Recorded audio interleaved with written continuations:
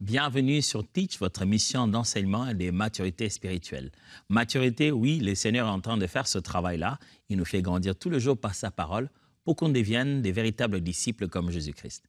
On a commencé cette semaine avec un sujet assez particulier parce qu'il s'agit de faire de nous des intendants, des gestionnaires, des ressources que Dieu a données entre nos mains.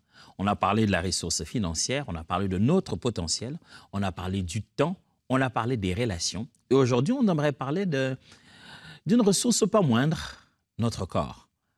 Oui, ça, le corps. On s'en plaint beaucoup. Ah, il n'a pas fonctionné comme on a voulu. Ah, il a vieilli plus qu'on ne pouvait l'imaginer.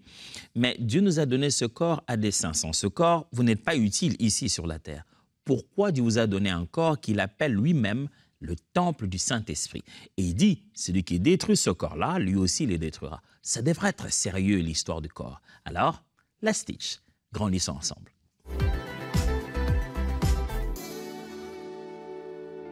Au bout de cette leçon d'aujourd'hui, j'aimerais que chacun de nous prenne conscience de sa responsabilité personnelle en tant que disciple de Jésus de prendre soin de son corps. Vous savez, on aime prendre soin nous-mêmes de nos finances. On aime prendre soin nous-mêmes de nos relations. Mais quand il est une histoire de corps, on s'est dit, dans tous les cas, c'est le Seigneur. Si le Seigneur veut que tu meurs, tu meurs. Si le Seigneur veut que tu vives. On peut tout faire pour prendre soin de notre corps, mais en fin de compte, c'est Dieu qui décide. C'est pas juste de réfléchir comme ça. Vous pensez qu'en fin de compte, votre argent, c'est vous qui en décidez. En fin de compte, votre temps, c'est vous qui en décidez. Mais votre corps dans lequel vous êtes, pour lequel on vous appelle vous par votre prénom, c'est là que Dieu doit décider à votre place. C'est vous qui mangez. C'est vous qui vous prélassez sur votre divan à regarder la télé jusque tard. C'est vous qui prenez des nourritures acidiques à 23 heures avant de dormir. Et c'est Dieu qui décide si vous mourrez? Franchement, ce n'est pas sincère. C'est vous qui faites les causes et c'est Dieu qui décide de l'effet générique, l'effet général, l'effet final. C'est-à-dire, vous faites tout ce que vous voulez, dans tous les cas, c'est Dieu qui décidera si vous vivez ou non. Contrairement à ce que la plupart des personnes pensent, les êtres humains ne meurent pas que par volonté de Dieu ou attaque du diable. Un être humain meurt aussi par ses erreurs personnelles. C'est-à-dire, toi-même, tu as fait le fou. Beaucoup de gens sont morts, pas parce que le Seigneur est allé leur prendre la vie. Mais les permissions de Dieu sont telles que ses principes sont là. Sa volonté est claire. Si aujourd'hui tu veux tenter, tu veux mourir, il y a plusieurs façons de le faire. Fais-toi tamponner, je ne sais pas moi, fais-toi écraser par un train. Tu verras si Dieu le veut ou pas. Pourquoi tu ne tenterais pas de toucher à l'électricité, de voir si Dieu veut que tu sois choqué ou non? Allez, pourquoi je parle comme ça? Je vais juste éveiller notre attention quelquefois. Comment notre réflexion, deux fois, arrive à un degré d'absurdité. Juste parce qu'on ne veut pas fournir l'effort que demande le corps dans son entretien. L'effort à se mettre un peu de poudre, l'effort à s'habiller en veste, ça c'est bien. Mais l'effort à perdre du poids, faire des marches, maintenir sa bonne tension artérielle, ces types d'efforts-là, on dit non, ça dans tout le cas, Dieu, s'il décide que tu vives, tu vivras. Frères, soyons sincères avec notre corps, soyons sincères avec Dieu, avec la parole de Dieu, soyons sincères avec notre responsabilité sur notre corps. Nous avons une responsabilité, il faut la prendre pleinement. Maintenant, ce que j'aimerais faire avec nous, c'est de placer en cette fin de semaine, comme on est en train de le faire depuis le début, des principes qui vont construire une mentalité, qui vont construire un paradigme, qui vont construire une façon de réfléchir lorsqu'il s'agit de notre corps, lorsqu'il s'agit de prendre soin de notre corps en tant qu'une ressource que Dieu nous a donnée. Vous êtes presque... Je pense que si vous avez déjà suivi cette série, vous savez déjà quel va être mon premier point. Alors, premier point. Reconnais que Dieu accorde de l'importance à ton corps. À chaque fois, le premier point, j'essaie de rallier le fait que ce que nous avons comme ressource est un don de Dieu. Alors, reconnais que Dieu accorde de l'importance à ton corps. Frères et sœurs, il est certes vrai que la philosophie gréco-romaine a eu tendance à séparer la matière et l'esprit, à donner l'impression que la matière était mauvaise, sale, essuyée, et que l'esprit était excellent et divin. Et on a adopté malheureusement cette façon de réfléchir qui n'est pas biblique, qui n'est pas divine. Dieu ne considère pas que le corps est sale et inutile. et qui n'en a pas besoin. Non, Dieu, en voulant placer l'homme sur la terre, c'est lui qui forma la poussière. Dieu, la Bible dit, Dieu, faisant l'homme à notre image. Le reste de fois, Dieu parle, Dieu parle. Au moment de faire l'homme, la Bible dit, le terme qui est là, c'est sculpter. Dieu sculpta la terre pour faire l'homme. Faisons une imagination anthropomorphique. Imaginons Dieu avec les mains et les bras et les jambes comme un être humain. C'est comme si, depuis qu'il a commencé à travailler, il parle. Et pour la première fois, pendant la création, il s'est dit, on va salir les mains un peu parce qu'on va faire quand même une œuvre d'art. Donc, la Bible dit, l'Éternel sculpta l'homme. L'homme est un chef-d'œuvre divin. Et quand je parle de l'homme, je ne parle pas que de l'esprit, mais de ce corps dans lequel nous a placés. Ce corps est devenu l'instrument par lequel nous vivons dans ce milieu et nous atteignons les objectifs divins. Si important que Jésus-Christ pour mourir pour nous. Jésus n'est pas mort spirituellement pour nous, c'est impossible, il est Dieu. Jésus n'est pas venu mourir son esprit pour nous. Mais c'est le corps de Jésus à la mort, à la croix, qui nous a donné la vie spirituelle et éternelle. Dois-je répéter ça? Oui. Le corps, le sang de Dieu fait chair, l'élément physique sanguin, le corps dans lequel il a vécu, qu'il a développé pendant 33 ans. Dieu, pour sauver l'humanité du péché, de quelque chose d'immatériel, d'incorporel, qui est dans la conscience, dans les états d'esprit. Pour nous sauver de ça, il a matérialisé sa personne à travers un corps. Le corps a porté la sainteté d'esprit jusqu'à ce que le corps soit capable de verser un sang par innocence. Et il est capable de prendre ce sang comme un sacrifice, un acte sacerdotal qui va pas couvrir les péchés, mais pardonner les péchés des êtres humains. Oh mes amis, si le corps était aussi inutile comme ça ne se passerait pas ainsi. Regardez cette formule du salut de l'humanité. Impossible de le faire sans le corps. Le corps n'est pas une chose que Dieu s'est dit... j'ai rien, prenons le corps. Non, le corps est planifié, prévu. Si bien que Paul explique en disant que quand Jésus-Christ va revenir et que nous serons pris dans les airs, nous aurons un autre corps. Il n'a pas dit que le corps n'existe plus, Dieu n'en a pas besoin. La Bible dit que notre corps sera changé. Ton corps est très important pour Dieu. Il n'est pas seulement important pour toi, pour la photo, et puis on va bouger ça sur Photoshop. Hein. Ce n'est pas seulement pour les tenues, les habits, et manger, et boire, et les sports, et les amis pour te voir. Non, ton corps est important pour Dieu aussi. Quand Dieu te regarde, quand Dieu projette ton avenir, il tient compte du fait que tu es dans cette enveloppe charnelle. Il en connaît les limites, il en connaît les compétences, il connaît les secrets d'une meilleure gestion. Si tu sais qu'il faut prier, il faut faire ceci comme exercice spirituel pour se maintenir en bonne santé spirituelle, sache qu'il existe des exercices physiques pour ça aussi. Et Dieu en a donné l'instruction. Regardons, 1 Corinthiens chapitre 6, versets 19 à 20. « Ne savez-vous pas que votre corps est le temple du Saint-Esprit qui est en vous, que vous avez reçu de Dieu, et que vous ne vous appartenez point à vous-même, car vous avez été rachetés à un grand prix. Glorifiez donc Dieu dans votre corps et dans votre esprit qui appartiennent à Dieu. » Intéressant. Il aurait pu dire, glorifiez seulement Dieu dans votre esprit, alléluia. Il dit non, non, non, même vos corps là. Intéressant de savoir que ce que la Bible appelle le temple du Saint-Esprit, c'est le corps. Il dit votre corps est le temple du Saint-Esprit, vous ne vous appartenez plus à vous-même. Le sens de la propriété et de l'appropriation de nos vies pour que Dieu devienne le propriétaire de nous et de pouvoir prendre notre corps pour lui. De sorte que ce corps dans lequel tu es ne t'appartient plus. Paul dit, c'est plus moi qui vis. Est-ce que Jésus peut vivre dans ton corps? Dans cet état-là, le corps que tu as peut-il permettre à Jésus d'atteindre ses buts? Jésus peut vraiment être efficace avec ton corps. Parce que ton corps lui appartient en fait. Hein. Ton corps et ton esprit lui appartiennent. Romains chapitre 12, verset 1.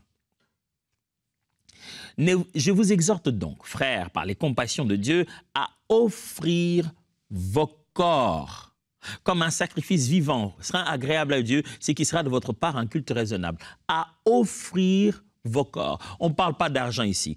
Non, pasteur, vous parlez, vous les églises, vous parlez beaucoup d'offrandes, de donner de l'argent. Non, mon ami, on n'est pas dans l'offrande de l'argent ici. Ça, on comprend que tu n'en as pas et on comprend que tu ne veux pas donner. On comprend que, voilà, c'est ton argent, fais-en, le Seigneur te convaincra autant voulu. Mais ton corps alors, si tu n'as pas de billets des banques ou des biens à aider par générosité, à donner aux autres, et tu te rends compte que tu n'as pas été utile entre les mains du Seigneur, Dieu dit que ton corps avec lequel tu t'es réveillé le matin, que tu vas aller coucher le soir, ce corps-là, même sans argent, est une offrande. De quelle qualité est ton offrande? Quand tu offres ton corps, il est de quelle qualité? Psaume chapitre 139, le verset 13 à 15. Psaume 139, verset 13 à 15. C'est toi qui as formé mes reins, qui m'as tissé dans le sein de ma mère. Je te loue de ce que je suis une créature si merveilleuse. Tes œuvres sont admirables et mon âme le reconnaît bien. Mon corps n'était point caché devant toi lorsque j'ai été fait dans un lieu secret, tissé dans les profondeurs de la terre.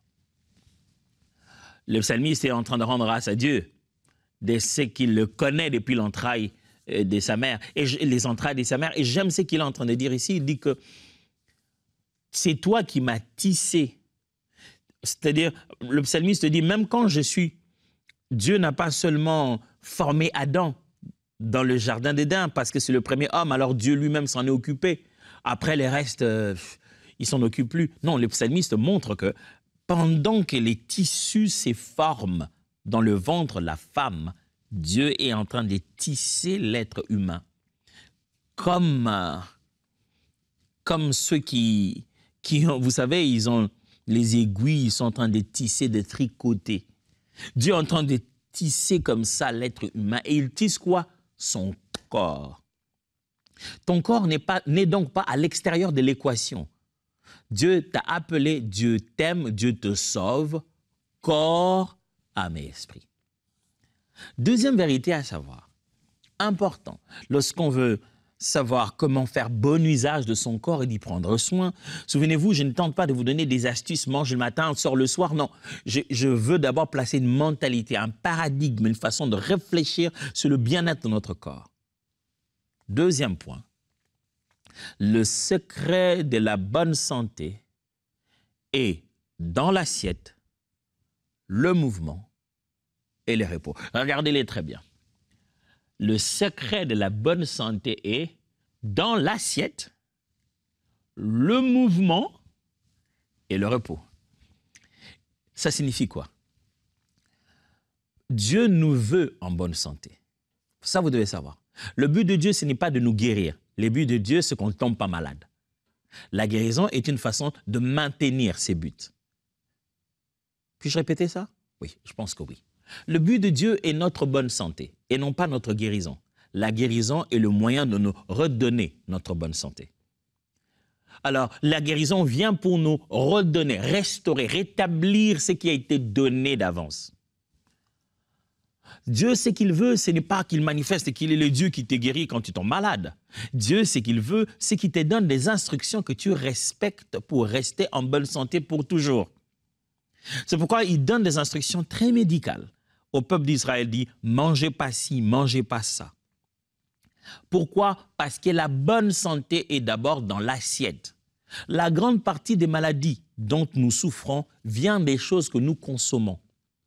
Ce que nous mangeons, ce que nous buvons, c'est l'association de ces choses-là dans notre corps, la vitesse ou la lenteur de leur synthétisation à l'intérieur, de leur dégradation, de leur digestion. Ce sont ces choses-là qui font que si ça passe trop de temps, ça devient un problème après pour notre santé qui ne sait plus les intégrer. Souvent, vous devez prendre conscience que chaque fois que vous prenez l'assiette, il est possible que vous êtes en train de consommer votre prochaine maladie. Chaque fois que vous prenez une tasse, il est possible que vous êtes en train d'avaler votre prochaine souffrance. Pas parce que tout ce que nous mangeons est toxique, ainsi de suite. Non, parce que le corps humain a un processus de fonctionnement. Ce n'est pas parce qu'une chose est mangeable que ton corps, à cette heure-là, à cet âge-là, à ce rythme-là de la vie, en a besoin. Ta santé est dans ton assiette. Montre-moi ce que tu manges, je te dirai combien d'années tu vas encore rester sur la terre. Non, pasteur, si ce n'était que ça, les plus riches vivraient plus longtemps. Qui t'a dit que quand quelqu'un a plus d'argent, il mange bien? Non. La bonne façon de manger, les bonnes nourritures à table, c'est de manger juste de la rigueur. Deux fois, croyez-le ou non, le pauvre est des fois plus proche de la bonne nourriture qu'en est les riches. Il est plus proche du bio qu'en est les riches. Du reste, c'est lui qui, au champ, produit les légumes que les riches vont acheter bio dans un magasin, dans une boutique bio où les choses coûtent très plus cher. Mais le champ où cela est fait, il n'est pas fait directement nécessairement par un riche. Le secret de la longévité est dans l'assiette. Dieu vient de faire sortir un peuple d'Égypte et il veut le maintenir longtemps. Et parmi les instructions qu'il leur donne, ce n'est pas seulement chercher ma face. Il leur dit les gens des choses à ne pas manger. Mangez pas ci, mangez pas ça. Quand vous faites une étude bien approfondie des choses qui sont devenues l'alimentation des Juifs aujourd'hui, l'alimentation cochère, vous vous rendrez compte que ces choses-là, chacune des choses que Dieu a refusé au peuple d'Israël de manger, c'était plus que rituel. Dieu était un nutritionniste du peuple. Un peuple vivant dans le désert, sans frigo, sans congélateur, dont le seul moyen de pouvoir conserver la nourriture était de placer du sel. Avec des nombres, justement, la quantité de sel très limitée vivant dans le désert, les instructions que Dieu leur a données sur des choses à manger, à ne pas manger, un peuple qui vit comme ça en communauté avec des degrés de propagation de maladies très fortes, où la contagion est rapide. Dieu était leur médecin. Il était tout pour eux. Et ces instructions n'étaient pas seulement pour plaire à Dieu. Ça donnait l'impression de « fais-le pour rester sain au milieu de ton peuple et que l'Éternel ». Quand Dieu disait « quelqu'un a telle maladie, il ne peut pas rentrer au milieu de vous, mettez-les de côté ». C'était bien avant le Covid. Mettre quelqu'un en quarantaine parce qu'il a des types de maladies qui contaminent les autres. Ces instructions n'étaient pas d'abord d'ordre spirituel, ils étaient d'ordre sanitaire. La bonne santé est dans l'assiette, mais aussi dans le mouvement. C'est-à-dire que pour être en bonne santé, c'est comment tu fais fonctionner ce corps. Où tu vas, combien de tours tu fais, comment tu brûles ce que tu consommes. Et troisièmement, comment tu te reposes. Parce que le corps est une forme de machine qui a besoin de son petit moment de repos pour redémarrer après. Proverbe chapitre 23, versets 19 à 21. « Écoute mon fils et sois sage. Dirige ton cœur dans la voie droite. Ne sois pas parmi les buveurs des vins, parmi ceux qui font excès de viande, excès de viande, car l'ivrogne et celui qui se livre à des excès s'appauvrissent. Et l'assoupissement fait porter des ailerons. » Il leur dit, faites attention, il va catégoriser des mauvaises personnes, mais d'après leur assiette et d'après leur table, ce qu'ils boivent et ce qu'ils consomment. 1 Timothée chapitre 4, verset 8. Vous connaissez pas ça, je suis sûr. L'exercice physique a son utilité, certes, mais elle est limitée. La Bible ici n'est pas en train d'annuler l'exercice physique. La Bible dit plutôt que l'exercice physique a son utilité, mais elle est limitée. S'attacher à Dieu, par contre, s'entraîner à vivre sa foi, voilà qui est essentiel. Cela te sera utile à tout et toutes circonstances. En effet, l'attachement à Dieu détient à la fois les promesses pour la vie présente et celles pour la vie future. Le jeu de mots qui est là-bas en grec, c'est comme s'il disait l'entraînement physique est utile pour peu de choses, mais l'entraînement de la foi est utile pour tout. Paul n'est pas en train de régner la place de l'exercice physique. Il est en train de dire que c'est bon, c'est utile pour sa catégorie des choses. La piété, c'est toute catégorie, mais l'exercice physique est utile. Marc chapitre 6, verset 31. Alors il leur dit, venez à moi, venez avec moi, nous allons nous retirer dans un endroit isolé pour être tranquille. Il faut prendre un peu de repos. Il y avait effectivement tant des visiteurs et tant des va-et-vient qui n'avaient même pas le temps de manger. Jésus dit, je connais les règles de la bonne santé. Ces gens, je venais de les envoyer, ils ont chassé des démons, ils sont fatigués. Ils sont revenus, on doit les garder en bonne santé et il y a deux options. Leur donner le repas pour qu'ils récupèrent des forces et leur donner de se reposer. Là, on a mis les repas, ils n'arrivent même pas à manger. Donc, il faut qu'on les mette dans des conditions où ils mangent en se reposant.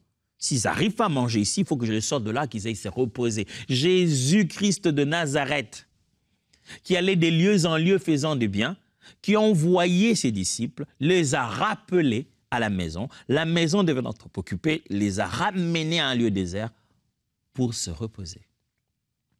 Daniel chapitre 1, versets 12 à 15. « Éprouve tes serviteurs pendant 10 jours, et qu'on nous donne des légumes à manger et de l'eau à boire. Tu regarderas ensuite notre visage et celui de jeunes gens qui mangent les mets du roi, et tu agiras avec tes serviteurs d'après ce que tu auras vu. » Et leur accorda ce qu'ils demandaient, et les éprouva pendant 10 jours. Au bout de 10 jours, ils avaient meilleur visage et plus d'empoint que tous les jeunes gens qui mangeaient les mets du roi. Oh, incroyable. Quelqu'un s'est mis au régime royal et il est en mauvaise santé. Incroyable, hein? On a toujours pensé que la table du riche, c'est la meilleure table à partager. Mais on a mis des jeunes gens au régime royal. Après 10 jours, des jeunes Hébreux ont gardé la bonne façon de manger qu'ils ont appris dans leur famille, qu'ils ont appris dans les lois de l'Éternel. Les deux à la fin, les jeunes gens qui ont mangé au rythme royal, c'est-à-dire vous pouvez imaginer les rois de l'époque devant leur table, ce n'est pas des morceaux, c'est-à-dire c'est tout un sanglier qu'on place là-bas. Le roi, il s'est dit, il veut qu'il mange comme lui, qu'il ait le rythme de manger comme lui. Les gens ont mangé royalement et ils sont en mauvaise santé. Et ceux qui ont mangé presque comme des pauvres sont en meilleure santé. Ta bonne santé, prendre soin de toi commence par ce que tu vas mettre dans ta bouche. C'est l'assiette, mais c'est le mouvement, la vie. C'est Dieu qui donne le mouvement et l'être. Bouge. Mange, mais bouge. Prie, mais bouge. Fais même les 100 pas pendant que tu pries. Il t'est devenu même difficile d'être agenouillé pendant longtemps dans la prière. C'est-à-dire, le diable me combat. Moi, j'aime beaucoup rester agenouillé dans la prière. Ce n'est pas le diable qui te combat, ce sont tes muscles, ce sont tes os, le fait que tu ne les utilises pas, tu les bouges plus. C'est devenu difficile, ça te fait mal pour n'importe quoi. Tu n'es pas aussi vieux ni aussi vieille que tu le penses. Tu n'aimes plus bouger. Ah, mais pasteur, j'ai entendu ce que tu dis, mais moi, je bougerai où? Mon travail, je viens d'ici, je vais là-bas. Fais quand même quelques pas. Tu peux changer ton point où tu vas prendre le Uber. Fais quand même quelques pas, aller les chercher là-bas, pas seulement à la sortie de l'endroit où tu travailles. Bouge, fais quelque chose. Ah, mais pasteur, je n'ai pas le temps, je m'occupe des enfants et tout et tout. Alors, l'un des sports préférés des femmes, moi j'ai découvert, ça fait partie, c'est un cliché, hein, vous ne prenez pas ça mal, mais j'ai découvert que l'un des sports préférés des femmes, c'est un sport olympique spécial qui s'appelle faire les courses. Ça s'appelle faire les courses. C'est-à-dire, on fait le magasin, on tourne par-ci par-là. C'est bien, fais-le. Même si tu ne vas rien acheter, le fait de te tenir debout, de marcher là-bas, d'aller par-ci, de tourner, c'est bien, bouge. L'un des signes forts de la vie, c'est le mouvement. Bouge, bouge, mais aussi repose-toi. Enfin, pour terminer, l'un des principes que j'aimerais que chacun de nous ait en tête en matière de prendre soin de son corps et de bien gérer cette ressource, c'est celui-ci. N'oublie pas que l'état de ton corps est connecté à ton âme et à ton esprit. Ce corps, il ne s'agit pas seulement de manger et de boire, il ne s'agit pas seulement de bouger, il ne s'agit pas seulement de reconnaître que le corps est important et c'est Dieu qui nous l'a donné, mais notre corps est connecté à notre âme et notre corps est connecté à notre esprit. Quand quelqu'un ne va pas bien dans son esprit, son corps va répondre. Quand quelqu'un ne va pas bien dans ses émotions, dans son âme, son corps va répondre.